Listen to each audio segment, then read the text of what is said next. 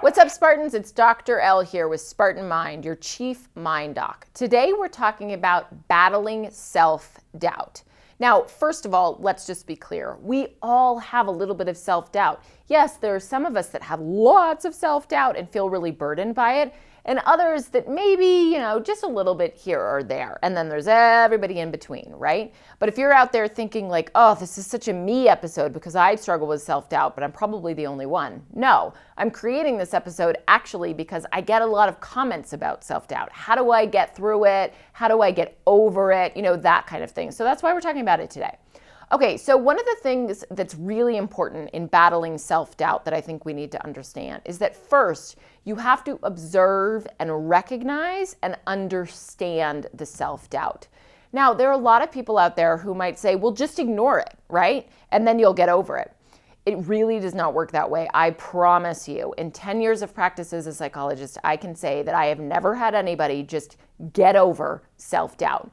The best way actually to move through self-doubt and to battle self-doubt is to observe and recognize it. Think about it. If it's like an opponent on the battlefield, you don't necessarily just ignore them to fight them, right? You actually see them, you see what weapons they have, you observe them, and then you kill them. So this is the same way. You want to observe and understand the self-doubt so that you can really battle it and move through it, okay? So one of the first things to understand about your self-doubt is to recognize, where is this coming from? So ask yourself that question. Where is the self-doubt coming from? Sometimes, yes, it's coming from our own insecurities, but sometimes self-doubt actually comes from expectations that other individuals have of us, okay?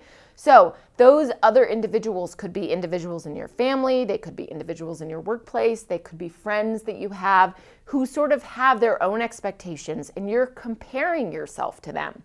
And that's where the self-doubt is coming from. It's not necessarily coming from really how you feel about yourself, but it's coming from this comparative place of, well, I'm not like them, or I'm not doing as good as them, or they could do it so much better, or, Jody at work has this expectation for herself, and so that should be my expectation, and I'm not meeting it, okay? So beginning to understand where does this self-doubt come from is really important in understanding it and then moving through it. So once you understand where it comes from, then you have to ask yourself, well, what is the level of intensity that I feel this self-doubt, right? So think about that on a scale of 1 to 10, 1 being not really at all, 10 being, oh my gosh, the self-doubt is so overwhelming. I want you to grade your self-doubt because of this very reason. If let's say the self-doubt is just a 2, well, then you really can be in a position where you can just sort of observe it, let it be a little bit like a cloud floating by, and then it passes over you and you're done with it. If it's like an 8, 9, or a 10, then we really need to dive into it, okay? Then it really requires us to take a good hard look at the self-doubt, okay? So rating your self-doubt can kind of help you with that. If you're in that upper echelon of how it's impacting you and the level of intensity, then I want you to go in with the idea of, okay, let's take this idea of self-doubt and compare it to what is realistically happening right now, okay? So you're kind of holding up the self-doubt and then you're comparing it to what's actually going on. So let me give you an example of what that looks like.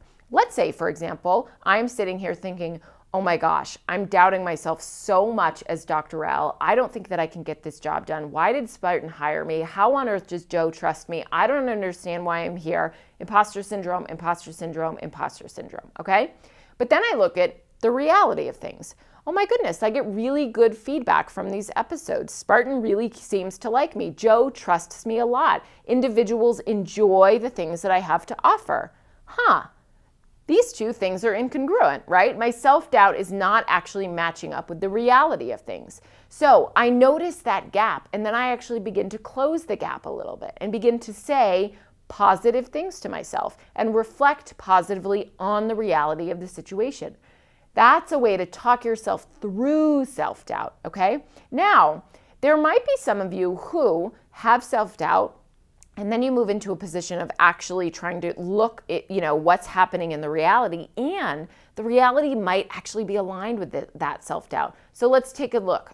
Let's say you have self-doubt about running a Spartan race, right? And you're like, well, I can't get up the rope. I can't even lift 40 pounds. How am I going to do this? And then I ask you to engage in a reality testing situation, and you know what? You can't actually get up the rope, and you are having a difficult time lifting those weights, and it's hard for you to do 3 miles.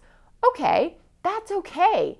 Let's think now about how we can be hopeful, about how we can implement some positive thinking into our world so that we still challenge that self-doubt. What about, well, I'm training and I hope to get there. I have people around me that will help me. You know what? If I fail those obstacles, that's okay. I certainly know how to do a burpee. I can work through it. I can gain wisdom from it.